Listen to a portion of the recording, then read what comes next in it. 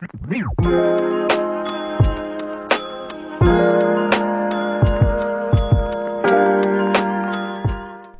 guys, welcome to a late night study vlog. So this was initially supposed to be an after school vlog, but मैं अपनी नींद से इतनी देर से उठी, like I woke up at 7 o'clock after sleeping at around like 3 or 4 I guess.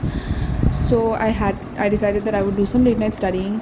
I'm not really a late night person guys, but after waking up मैंने अपना to do list बनाया and मैंने start किया पढ़ाई with maths and मैं late night person नहीं हूँ. I mean I can study but I prefer not to study क्योंकि I feel like it's not good for the brain. Sleep is very important especially at night. तो मैं उसे बहुत priority देती हूँ, इसलिए मैं लेट नाइट स्टडी करती नहीं हूँ ज़्यादा. बट आई थॉट कि थोड़ा देर पढ़ लेते हैं, आज देखते कितना देर मैं पढ़ सकती हूँ. एंड गाइज अभी हाफ ईयरलीज भी बहुत ही ज़्यादा लाइक पास आ रहे हैं, so I need to like study, तो इसलिए मैंने ये किया.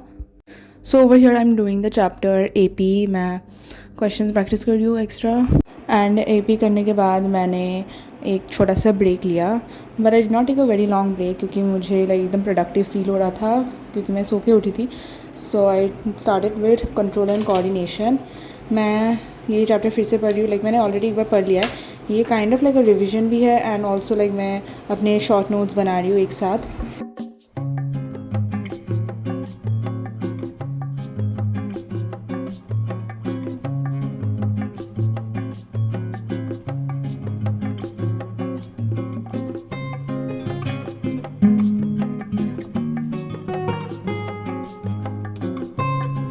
सो guys after doing biology it was dinner time, तो मैं डिनर करने चली गई. जिसके बाद I also did my skin care and stuff. मैंने ब्रश भी कर लिया था because I wanted to feel fresh before starting to study again. So yeah hey guys, so I had my dinner and मैंने अपना स्किन केयर भी कर लिया है because I was feeling so hot and sweaty. So मैंने सोचा कि थोड़ा फ्रेशन अप हो लेते हैं.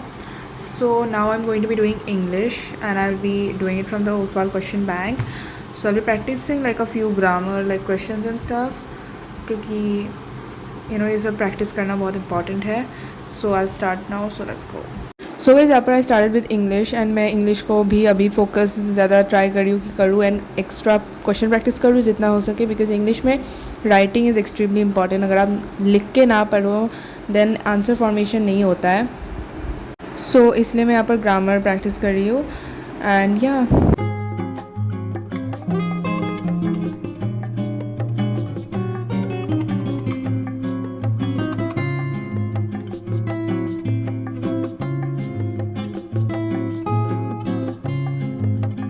सो गाइस इंग्लिश के बाद आई स्टार्टेड विद मैथ्स जिसमें मैं कर रही थी ट्रायंगल्स का NCERT क्वेश्चंस.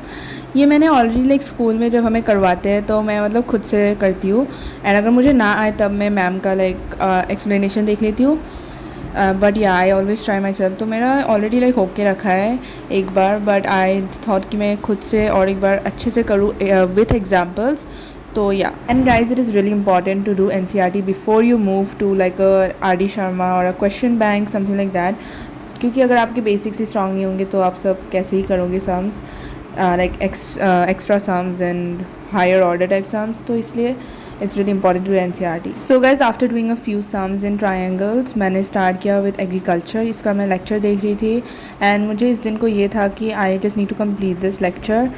मैं वन शॉट देख रही हूँ इसमें because I feel like there is more to learn. तो मैं खुद से ही लर्न करना is better instead of watching long lectures.